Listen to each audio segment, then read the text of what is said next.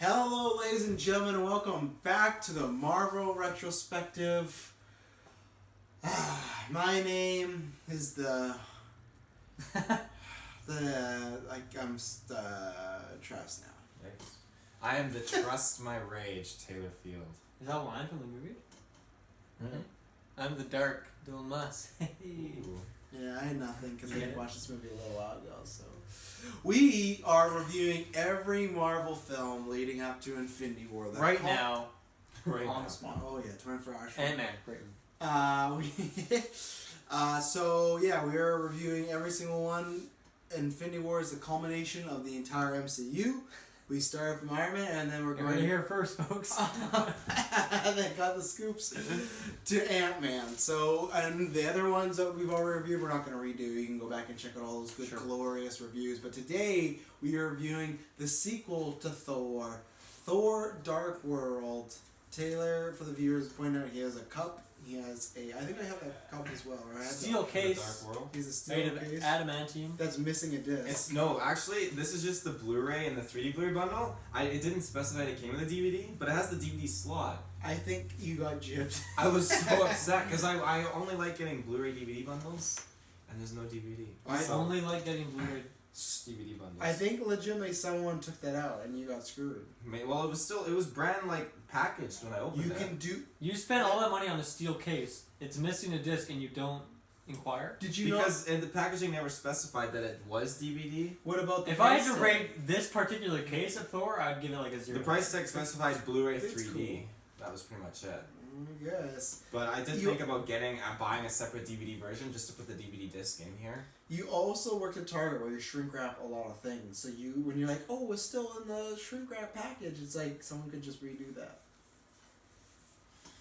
Well, I mean, there's a difference between the shrink wrap and like the vacuum sealed. There's always someone with you. It's always this. It's always that. Well, you know what it's always about? Marvel, and that's what we're going to talk about right now. Thor: The Dark World. You know what? I'll start. Just like Taylor's steel case that's missing a DVD, this movie is missing a lot of things. Like a good villain, like a compelling plot, missing a good romance, missing, just a good third act. This is not, I always said it's not, I don't think it's a bad movie. I don't think Marvel, the MCU, have made a bad film yet. It's still well acted. There's some good action scenes. There's some good moments in here. There's some stuff that carries the plot towards other movies. And there's, some memorable moments. But overall, I think it is the weakest film they've ever done. I don't think there's too much about it. I think it's just a pass, and we'll talk about that. I hope that doesn't spoil our score or whatnot. But there's some good stuff. And I think mainly it's Loki as Tom Hiddleston. What? Loki as Tom Hiddleston. It's Tom Hiddleston as Loki. That is great, and we're doing full spoilers. So if you haven't seen this, I don't know why the fuck you clicked on this. The second he disappears, Maybe they were like, I don't want to watch it. I want to hear. Yeah. The second he disappears in the movie drops, and I think the good momentum it had going falls flat, because I look back at this movie quite a bit of being like, oh, the whole thing's not that good. I actually think the first act, like the first kind of part of it, is decent to good, and there's some good stuff in there, and then it just kind of goes off the railing, and there's too much use of side characters. Like I said, the love interest is not that good, and I think this is Marvel's worst villain of all time, because Malekith is awful. So that is my thoughts on Thor: The Dark World, but we're going to get much, much more into the nitty-gritty. The Dank World. Mm-hmm. The Dank World. Oh, I like this movie more than the first one. What the fuck? Why are you surprised? It's just, I just can't get it. I don't know why I'm surprised, but it's just like Malekith is his favorite monster villain. It's like, of course. I forgot his name. Of course he would like this more than the first one, Well, I mean, look at my stuff. Ew. Is it simply because you own merchandise? Yeah. That's exactly it. No, I like Malekith. I like Malekith. I like how their alien race with the ships and everything. I really liked how they had that history with the Asgard, and you get to see Thor's grandfathers being a fucking badass with the Asgardians. They seem way more down to the Earth like brute force back then, and now they just seem like they just get their ass kicked like out of like this world. Like, are you speaking English? A lot of likes in that sentence. Like and out and butts. But I like butts.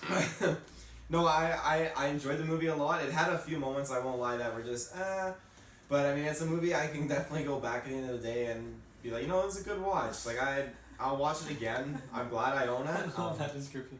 There's a few moments that are like, it kind of works, but I hope one day you're in Rotten Tomatoes. this movie's very I think the real villain, I guess Malekith was the villain, but the whole time it just, for me, Loki just came off as the I villain. thought the pacing was the biggest villain. Oh shit! It's only an hour and No, it's actually about 5 hours long. You know how long the entire trilogy of Lord of the Rings is? Times that by 2. It's 112 minutes, approximately. So it's almost 2 minutes. hours. Yeah. The credits are really long though. Yeah. To be fair. Dylan Mutz, I think Sure. we have a little feeling of what you felt those movies, because you weren't even the biggest fan of the first one. I guess I really wasn't. Yeah, I guess if you're new, I love the first one. Taylor, I guess, just likes the first one, and Dylan, I think you made some good points that made me appreciate it more, but when I was watching it, I just wasn't really like that into it. I can tell you, I don't have the points for this one. Let's see. Where do I start with this movie? I think for me, one of the big things is the villain. Like, he's super lame. All of his lines are just like very generic villain lines. The subtitles were also, I don't know if they were glitched on Plex that I was watching it on or what, but they would like say something and like all the subtitles would pop up and then they'd keep talking for like a few lines and none of that would have subtitles. So I'm not sure if they just take a really long time to say, like, anyway, it doesn't really matter. But I just found that this movie was like boring most of the time. I'm still not really into Asgard. Like, I just don't find scenes there very intriguing. I think one thing that was bizarre for me is like they kind of bring up this love connection between Thor and Sif, and then they kind of just like forget about that storyline. And that's kind of the same thing with Thor and Odin, is like they kind of bring up like a storyline they're going to go through in this movie, and then it kind of resolves, but then there's like that twist at the end. So it's like, well, that storyline didn't really have much substance at the end of the day. I found like all the battles were pretty lame. I think it was kind of weird that they're like, oh, here's this power that we defeated like a few thousand years ago, and it's back, and then we're gonna just fight it again. Like the final battle was awful. I guess like the hook for what the villains are there for is very bizarre. Natalie Portman, like I think the fact that she just that too, but I don't know. I think just the coincidence, I guess, that makes her going to this place and getting these powers, like, it was very strange. Like, I have a few questions as well, like what exactly happens in some parts of this movie, but I think there was really only like a 20-minute stretch where I was interested, and it was when they break Loki out of prison, and that's like it's really interesting, and like that one side character, like the blonde guy, he's super lame throughout the other, like this movie and the first one, but I thought he was actually like interesting in those scenes, and like all the whole squad going off and like escaping, and then Loki's still kind of playing his mind games. Like, I really liked that 20-minute segment, but the rest of the time I was just bored. Yeah. Very dry movie. Like, I think if you're into the lore of this world, Asgard, Guardian stuff, then sure, it's interesting, but I'm really not, and this movie didn't hook me in that sense. And it's also just feels like the same movie, like the same villain as the first movie, but with a different name. Like, they look kind of similar even. Like, it's very, very bland. Yeah. Very bland. Well, then I want to start with Malekith, because you said you like him. I think, he is, to me, every con that we have about Marvel villains, he is the definition of, like, bland, no characterization as far as, he doesn't even have, like, a personality. He's just there. He's never just, like, even some people that take a shot, like, oh, Ego's planet is that. It's like, at least Kurt Russell is, like, emoting and has stuff, like, he has no emotions, and not like the cool, like, badass, like, I'm trying to be. It's just like, he literally just doesn't emote. His plan is the classic, just destroy the world. He has, like, super evil, cheesy monologues that we've heard every time. Like, to me, this is, like, I honestly think top 10 worst villains of all time. Like, in a movie, not even Marvel, like, I think he's so boring. Anytime he was on the screen, is like paint drying, and it's like I think it's a writing thing. I think it's the actor thing. I've never been a big fan of. I think you say his name is Christopher Eccleston or something. I don't know. Something like that. Eccleston. There you go.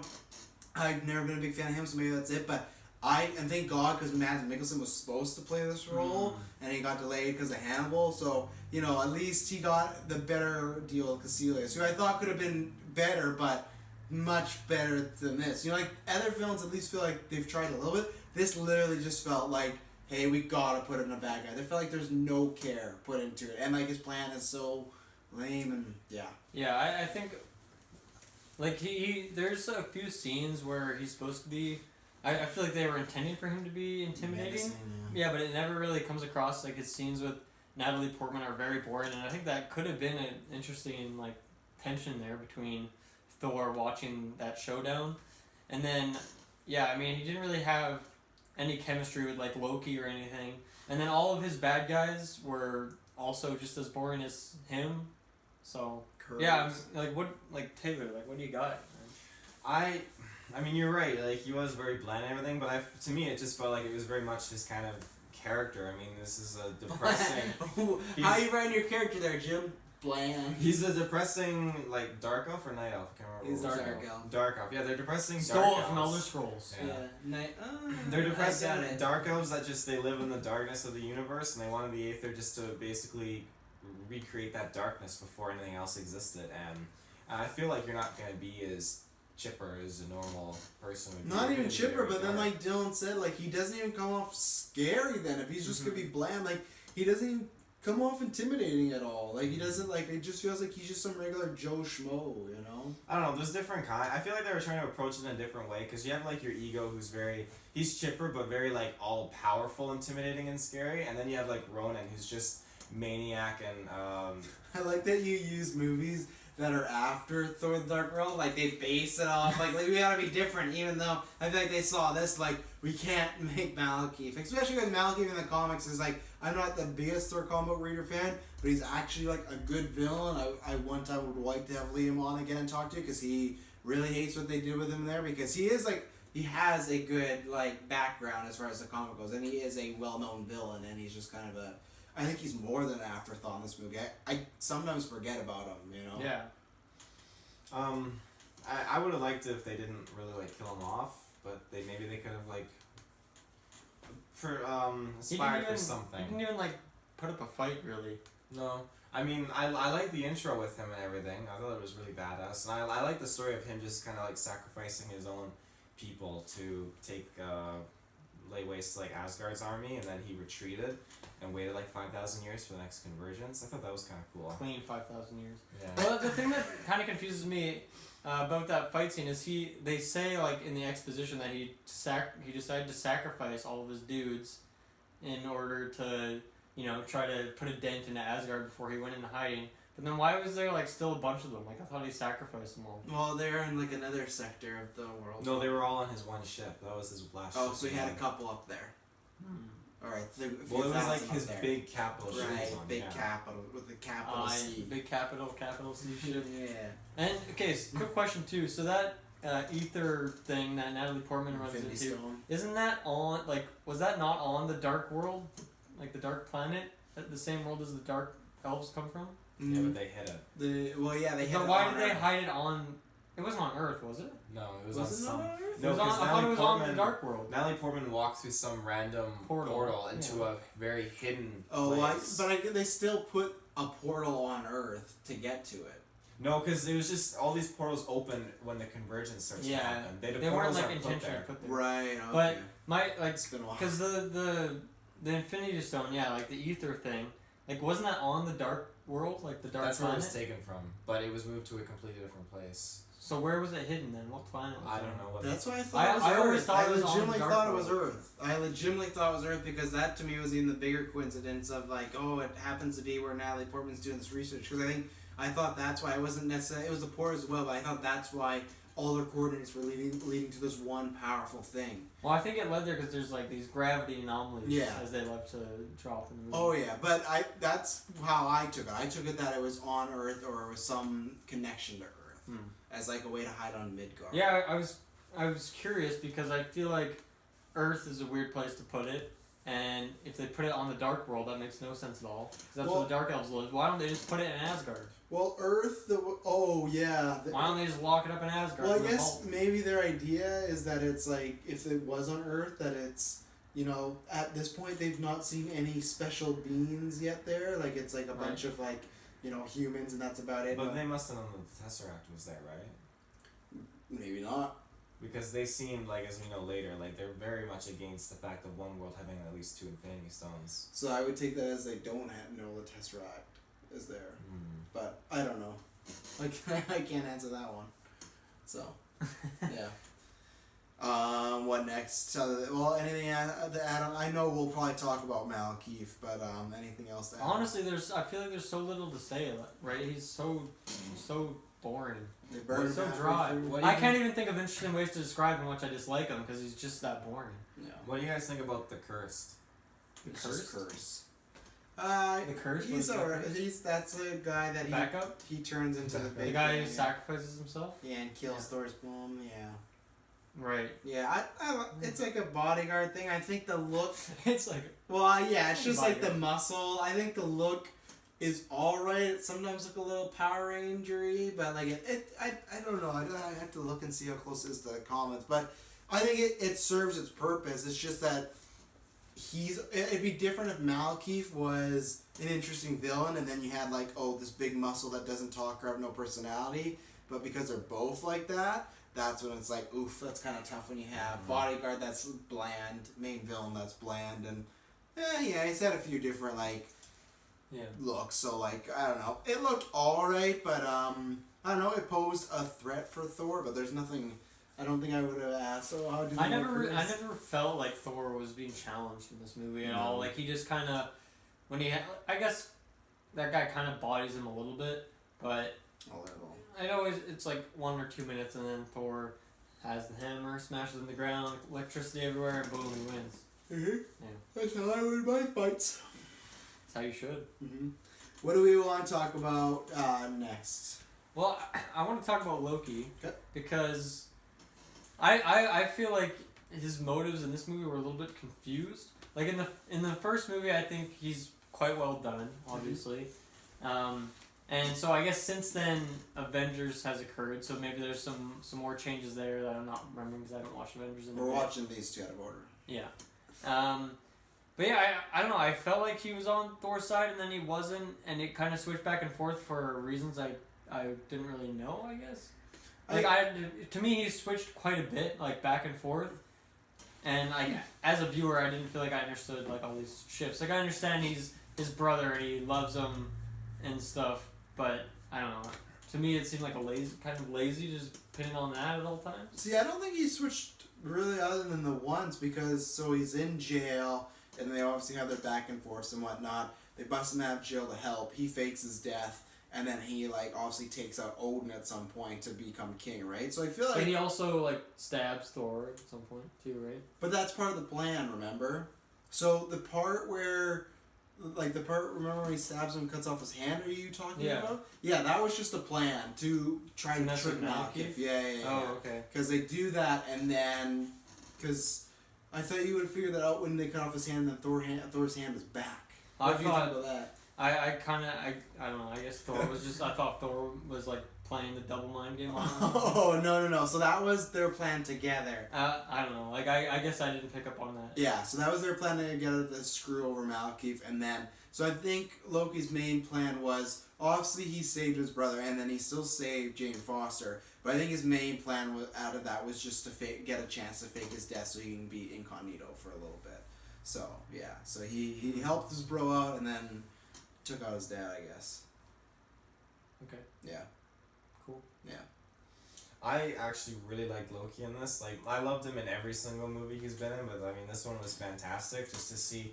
Like, I feel like the movie did him a lot of justice, showing off a lot more of his character, and just that moment when he is, like, arrested and he's walking up to, like, Odin, and you just see he's just, like, you can see he's challenging Odin and just the way he's acting, and I think he just does a fantastic job, and then even then when he's in the jail cell and just like it looks fine, and then he shows how he really looks and he's just a wreck. Like, it's absolutely amazing. Best and moment. Shows so much more of his character. And then my favorite part is literally when Thor and him are fighting about their mom having whatever died and stuff, and Just whatever.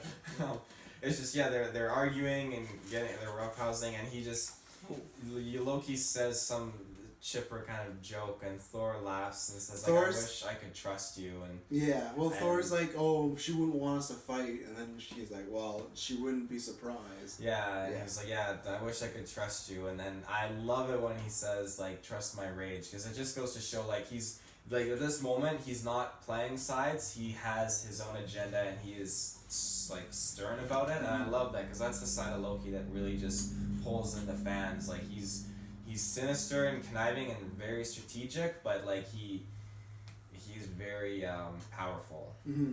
Well, I guess for the first time, I don't have much to add, because Taylor kind of said most of the stuff there. But yeah, I think all the movies do a good job.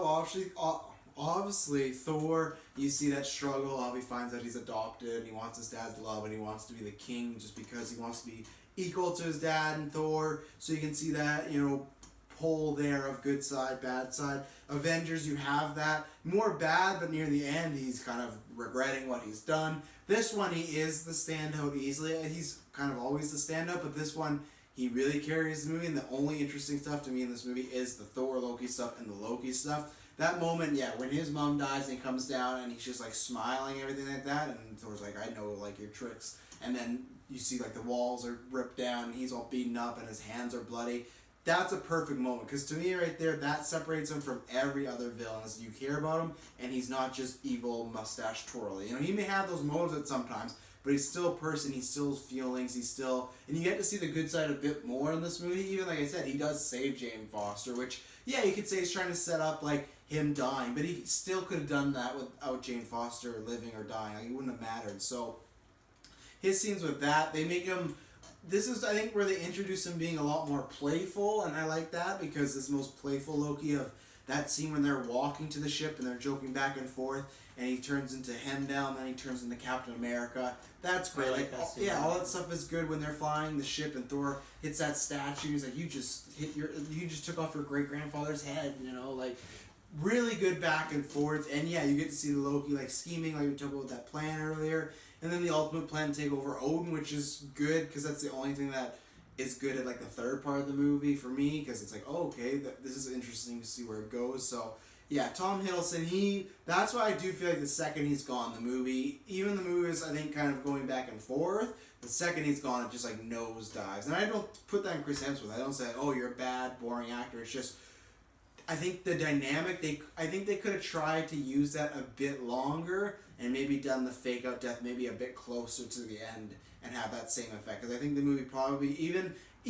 if the same plots unfold, if you would have that dynamic of Thor and Loki trying to work together, the whole movie would have been a bit better than just Thor on his own, or working with like Dr. Selvig or like Darcy or stuff like that. Like that stuff where it's like, this isn't needed, and we spend too much time on Earth. Way too much time. Yeah, like the first one to me was always fine, because like, oh, it's a fish out of water. This is a good way to learn Thor and what he's about and see without his powers. But then the second time, which that's a good thing with Ragnarok, it looks like it's not. The second time, it's like, this is not needed to spend so much time, and especially the opening of the movie. Other than like the stuff with Thor and Asgard, it's like a lot of Jane Foster doing lots of experiment stuff, and it's just meh. Like, it's not good. Yeah. So my ending point, Tom Hiddleston does a great job as Loki, and he's missed when he goes away. So, yeah. Yeah, you guys covered all Loki stuff, so let's hop right into those shitty side characters. Yeah, no, we're good. I liked Darcy in the first one enough, but I think she's way overused in this one. I think the problem with that is that she's supposed to be like this quirky, like funny, like cute girl, but I feel like that actress has like very little charisma. Yeah. And it doesn't like come across for me that way. Like, I just find her lines like very cringy. Mm-hmm. And like that whole dynamic with like her having an intern, like that was just not total needed. unnecessary screen time. Like, Yeah. I don't care about those two at all. I don't like, because they end up together in the end, the classic. But yeah, I really don't see the point. I don't see like what the value was supposed to be. And I guess some people might find that funny, but I really didn't personally. No, the only thing I liked Dr. Selvig being back. Like Eric is like a good addition. Yeah, you're laughing probably because that naked scene when he's running around. I love how you get to see it twice or like 3 times. Yeah. Like that's necessary. But right? even then, like it just feels like their incorporation into the movie is not natural. It feels like how can we get these characters? Even Natalie Portman with getting the ether in her, it's like that feels very hamstring. Like the only thing that good comes out of that is. It's kind of fun when she goes to Asgard and she meets Thor's mom. Yeah. But the novelty of that wears off pretty quick. I feel like... I don't know. I think it really could have been cool. But she didn't... It didn't seem like... Like, I guess when she's like... She arrives and she's like, oh, can we do that again? In terms of going through like that... You know, time travel, whatever, space travel thing. But after that, she's like, oh yeah, I live here. Like, this is pretty regular. Wear these clothes. Yeah, like, I don't know. I guess there could have been more there. I mean, I don't know if it would have been well done even. I don't know if I would have wanted that. But I think it would have made more sense. It would have made the character feel more real. Because she seemed real. She was decent enough in the first movie. Yeah. But, yeah, I think, once again, just following the theme of the rest of this movie was just boring. Like, I just wasn't entertained when she was on screen. Yet again. Darcy and the intern they're mediocre because, I mean, yeah, you're right, there's just unnecessary screen time, I will admit. I mean, I like her character because she reminds me of, like, the Two Broke Girls TV show she's in, and I kind of like that humor. Because it's her. She reminds me. Yeah. She looks twins. Yeah. Splitting it. I think her humor is kind of funny, but I mean, I don't think it really fits with the Thor movie. Sure, yeah. I definitely think that Natalie Portman was a little Prequeling up. Yeah, a little less of her former self in the first one, but I mean, I love Natalie Portman. I mean, she's a great addition. So you love her. Not love, but I love her as an actress. I thought she did look great in those Asgardian Garbs. Asgardian garbs, you know. So Asgardians, yeah. That's garbage where I come from. Oh, snap. But Eric Selvig, oh my god, he just sold the show. When him and his Stan Lee cameo he's shared, I love that. That was so funny. And just when they kept showing him running around Stonehenge with his pants off and his face. Worked for somebody. His face was moving. Oh, and I just loved it when he's just talking like, you know, it's nice one day when you realize that you're not so crazy anymore. And he throws his bag of all those drugs in the garbage. He's such a great guy. He's gone from being like a calm and sane person who's closed-minded to being very open and going insane working for Loki to literally losing his shit and his noodles and going nuts and then going back to being mediocre. Wow. So, I mean, that's quite a journey in development for a character when you think about it. True, he has an arc. He has an arc. Yeah. Yeah, that's an arc. It's so funny because try to think of like more stuff. I have notes, but I try to think of more stuff to say about these characters, but there's so little to really talk about, you know? Because I was just thinking about like, oh, we haven't talked about Thor, but then I was thinking, I'm like, what do I need to say about Thor? I think Chris Hemsworth is good with what he does. He's still bringing like the Thor aspect. He still has that god like, I think, value or stigma about him, the way he carries himself, so that's good. But I don't think this movie does him any favors in the moment. Like, he doesn't get to shine. Like I said, I think Tom Hiddleston gets a lot more fun stuff and scenery to choose, so he gets it stolen from him. And then even when he's going up against Malekith, when he could be like a standout, nothing. Like, it's just... I think this movie is really... That's why I call it like the Loki show. I don't know, I haven't actually not called it the Loki show until now. But I'm like... Because it feels like Loki has a mini arc in this, or a starting of a story of, okay, you see the death of his mom, you see how that actually affects him, he's still a good person, he helps out his brother, and then he takes over Asgard.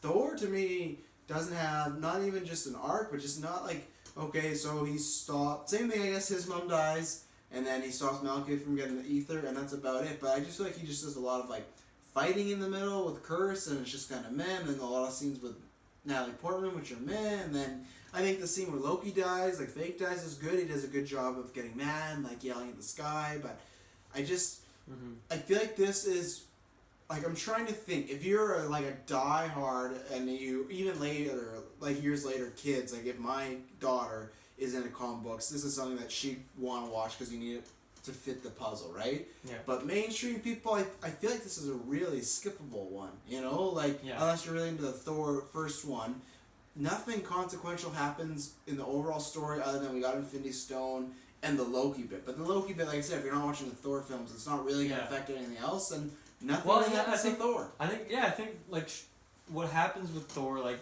the events, they're all very shallow. Like even you look at his storyline with Natalie Portman, and I guess it kind of has like the happy ending of them being together. But even like from the start, when they first interact, she's like, "Oh man, like where were you?" And he's like, "I was in battle," and then they're just like at it again.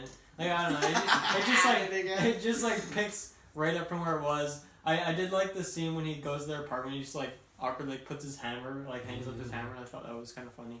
But yeah, I mean, like I was saying earlier, like the storyline with him and Sif, like that could have been an interesting like kind of triangle situation, but it really wasn't. They kind of just forgot about it halfway through. Yeah. And then, like I was saying earlier with Odin as well, like you do get that scene at the end, but it's not actually Odin. So okay, that storyline didn't really mean anything. And then like Malekith just sucks so much, and he's just like dead, and he's just the same as any other random dude. Yeah. For my purposes, at least, from like the Thor world, like he's just some random old guy from another world. He doesn't mean much to me. So I think that's a good point. That like really like, what does Thor do in this movie? And even like his fight scenes, I find are very similar. Like I feel like they took the same shot of him jumping in the air, and, like slamming his hammer on the ground, like a lot. They used it quite a bit. And you know, it's kind of his thing, but he saves the world. Even though I feel like this is an event that it's on the cover of the movie. I feel like this is an event that like. And this is the pose he makes after he's succeeded. I feel like this is a movie where the Avengers should have showed up too. There's some stuff where people say that about Winter Soldier, but when we get to that, like when you watch it, like it happens really quickly. This stuff, and yeah, maybe Nick Fury could have called an Avenger too. So yeah, there's some stuff, but with this one, it just feels so big and grandiose, especially because of the stone. It just feels like somebody should have been around. But even then, like you know, I guess he saves the world. He does that, but he succeeded. Yeah, they brought in a fake Captain America. I mentioned that already. I know. I'm just mentioning it again. It was worth mentioning. It was great. It's funny. I did not expect it. Yeah. Feel the righteousness. Yeah. The power. The confidence. Honor. Your country. Yeah, all that stuff. I have nothing else to say as far as overall, and I got notes, because I don't have much to say about Thor Dark World. Why do you think Thor had to go to the 9 realms and bring peace when Loki only fucked up the Earth? Because the script told him to. No, because he messed up Jotunheim last movie, right? Like he had the Bifrost like trying to destroy Jotunheim where the Frost Giants were. So I imagine they'd be like, "Hey, Odin's son just tried to destroy a planet or whatever, a realm. What the fuck's going on?" So I could imagine there's some sort of tension. But then what has it to do with like the weird 4-horned aliens and the big rock giants like attacking a bunch of? Oh yeah, that rock giant just got bodied. Yeah. Like, well, they're just attacking Anaheim. Well, they're just a part of what's happening. Like, there's probably been a lot of stuff over time. Like I said, that has changed. That happened. They probably don't. Thor was supposed to be the king. He's not the king anymore because he's doing his Avengers stuff. So I think there's just a lot in the air. So, and I think they just need it for Thor to be doing stuff. Because if there's not problems going in the 9 realms, then he has no reason not to be hanging out with Jane Foster, right? Because then when he's just sitting around like more roast beef. Like, show me more roast beef. Show me the pictures of Jane Foster. That's what he's telling to. The pictures. Using the Bifrost to like look. The gatekeeper guy. The gatekeeper guy. Hamdell is his name. Hamdell. Hamlet. No. Idris Elba. Idris Elba. Yeah. That's accurate. Poor guy. I had a question. So in the post credit scene, I know I'm jumping way to the end here. Oh, whatever. In the post credit scene, not the stupid one where he like kisses Jane Foster, but and then there's the Frost Giant, whatever. The big the beast thing. Yeah. So Sif and Battle Axe Bruce. I don't remember what his name is. Battle Axe Bruce. That's what I was calling him when I was watching it because I couldn't remember his name. They go and take what's left of the Infinity Stone, I guess, the red one. The Ether, yeah. The Ether. They take it to the Collector, and I just can't remember. But like, has that come up yet again in any of the movies? No. Not yet, but I think it will because the Collector in the comics has been tied to Thanos. He has been at sometimes like his disciple, so I imagine there could be a moment where he. I think it could be the Collector because I think the Collector will come back. Collector will be, oh yeah, I was just watching the stone, and be like, hey Thanos, like, here you go, here's the stone, or maybe he could use it against Thanos for some leverage of, hey, you know, scratch my back, I'll scratch yours, something like that. So he is a shady individual, so it hasn't popped up yet, but it will. I think it will play a role in Infinity War. So that's one thing I will give credit, even in these movies that are so far, and even something that we don't love that much, like. I cannot wait for Infinity War to see everything like this all pay together. Like all these movies that we're reviewing, watching back, like that's something that will come back, you know, collectively with it. Like that's something that we talk about all the time. But when you really watch these movies again and see just how meticulously they've placed stuff. Oh yeah, they're thinking ahead. So I think it will come back up. 100%. It has. Well, like it has to because he gets them right. So at some point, it could even be a throwaway line though, like, oh, I got this one from the Collector. But I think it will be mentioned at least, or maybe he kills the Collector for it. You know, like we don't know what route they'll go, but. I imagine when you get an actor like Benicio del Toro, he's not just going to be around for a little bit. He has been so far in Guardians. He has a small role too, but I think that's why they got a caliber actor because like, oh, we'll use him more important down the line, you know. And then for people like our parents, they'll just be like, oh, it's Benicio del Toro. When was he in these? It's like, oh, 2014. I think it's a very cool scene too because it really kind of connects the two between like, or at least for me, a foreshadow between Thor and Guardians of the Galaxy. Yeah. And that's the rumor that they have, like, they're one of the first people that meet in Infinity War. And I think it was cool, too, because you think about this post-credit scene came out before Guardians, so it was already introduction to the world and the Collector before we got to Guardians, which is kind of rare. I think it's kind of weird. Yeah, like, maybe, who knows, actually, I'll keep an eye out. Wasn't like one movie different, like, what, was Guardians right after this? Now I'm testing your real nerd knowledge here. No, it would be this, Captain America, then Guardians. Captain America, but it's Winter Soldier, yeah. But not like Winter Soldier's not in space, right? So really, it could connect, right? It's pretty similar, so. Cool. Yeah, any other big questions or something we should get to? I'll just double check, but I really don't think there's much to say. Taylor, anything you want to bring up? What do you think happened to Odin at the end? Like, do you think Loki killed him or just hit him? Well, I guess, once again, we're showing our hand because we filmed this before Thor Ragnarok because Dylan and Tyler had not seen it. Yeah. Obviously, by the time you guys are watching this, you know, but we can make a quick prediction. I think Loki banished him. And I'm pretty sure because if you look at Thor in Doctor Strange, he's in New York, right? And he's looking for Loki. I imagine he's probably looking for Anthony Hopkins. I think there's even set photos of Anthony Hopkins like walking around New York. So I imagine he just banished him like he did Thor, and then so I think he's just gonna be like an old muddling guy who's like, oh, or he could be a homeless guy who's like, I'm old, and people are like, no, you're not. You're this old guy sitting by this dog. Maybe he'll join the Defenders. That would be cool. That'd be sick. Odin take over. I'm 5,000 years old. Yeah. Okay. Look it. Who was that voice? Was that Luke Cage? Yeah. Okay, I thought so. Okay.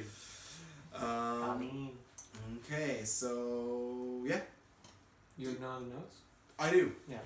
I just said the opening was very similar to the first one as far as telling the story of like this is a great battle, and I felt like Anthony Hopkins' dialogue. Felt like he was asleep. Where like the first one sounded like he cared a little bit. This was just like 1,000 years ago this battle happened, and that's all. Where the first one he had a little panache to him. So a little panache.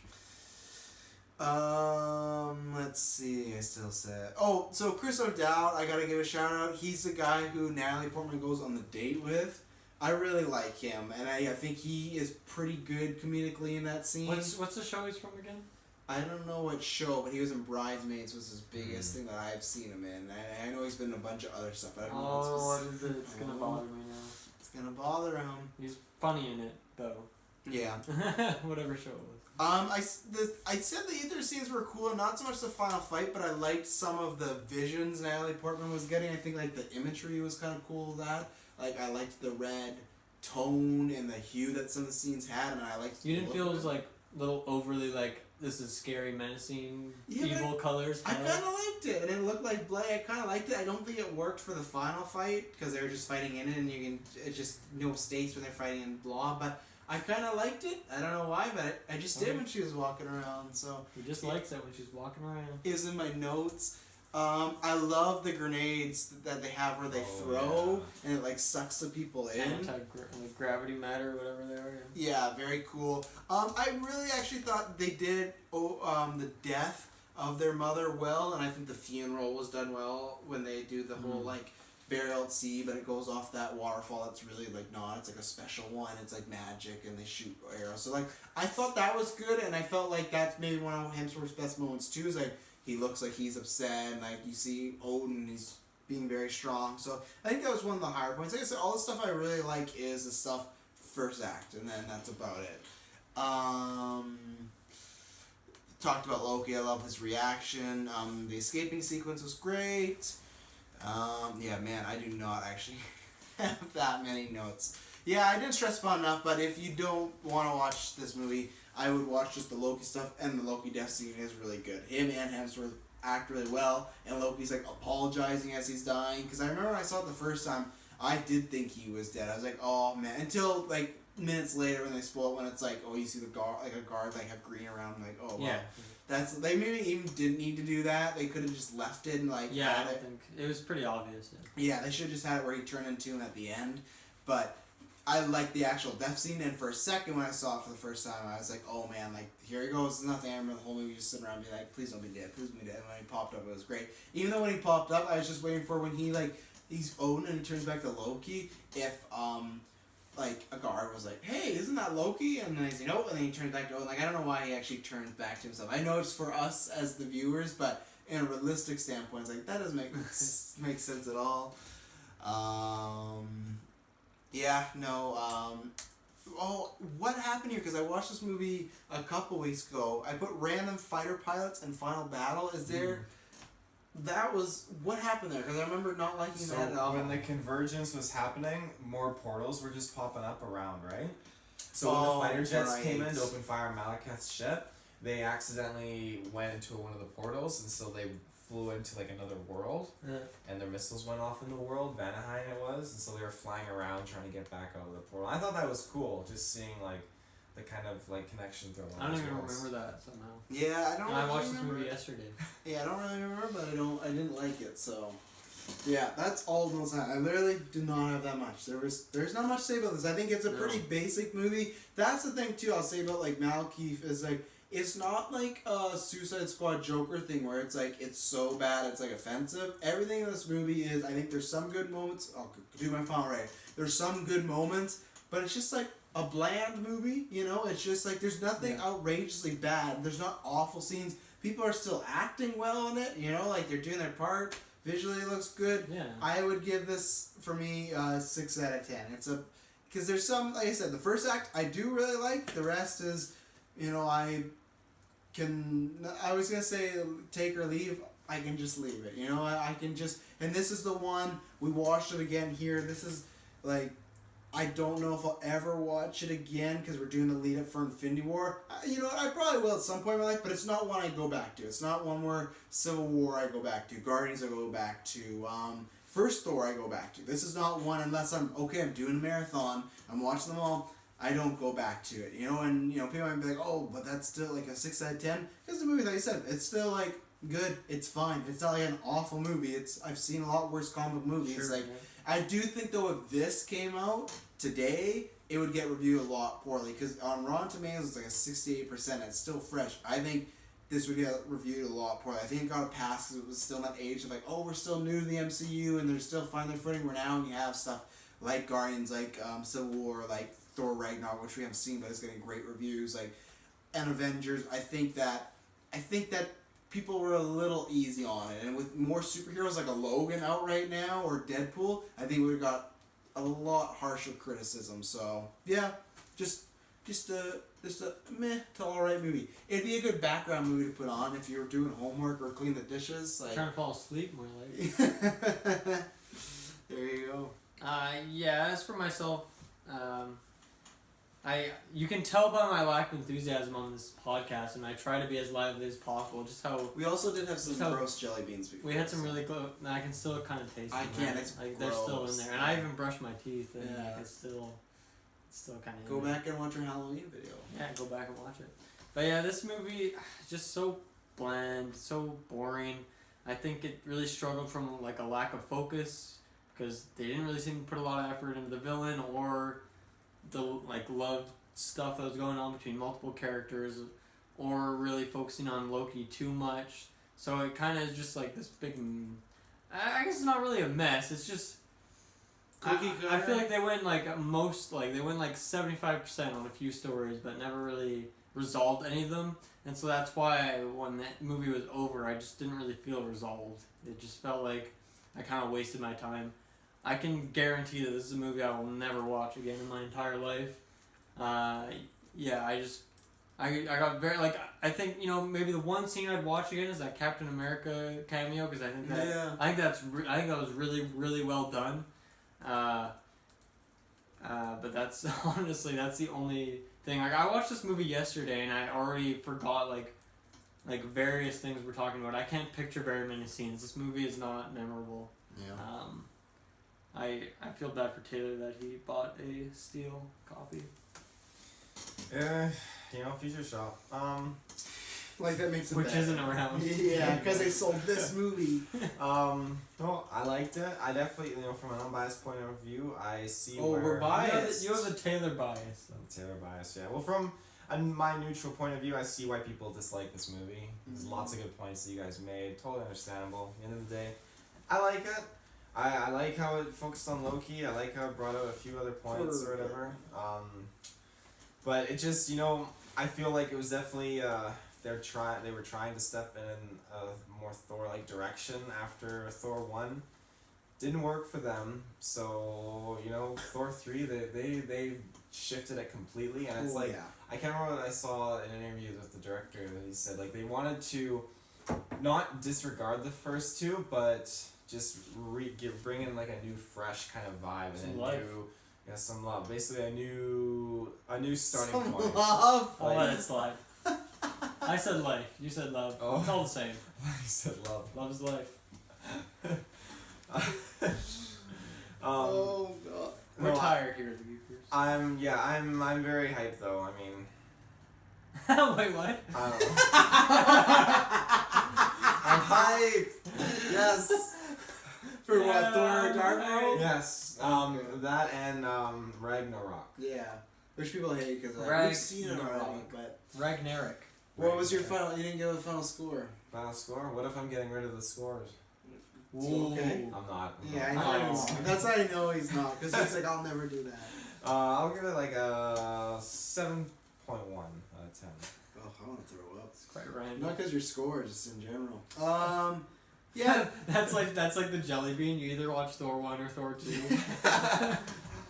Taylor, where can they find the rest of the Marvel Retros and everything else? The rest of the Marvel Retro as well. When you go into the dark world with your internet connection, you can type in on Google. That's one of the better ones, That's good, man. That's like a 7.1. Why can't you be like that all the time? I have to be set up properly, Yeah, you go with that internet connection or your data. We're data worthy, but save that, and you can send us the money because we'll put it to good use, getting you this great content. So when you go onto Facebook in the search bar, you type in GeekVerse spacebar, not typing spacebar. You gotta hit the spacebar and put the space podcast. There's tons of great stuff on there. We got what do we got? Marvel Retro. Yeah.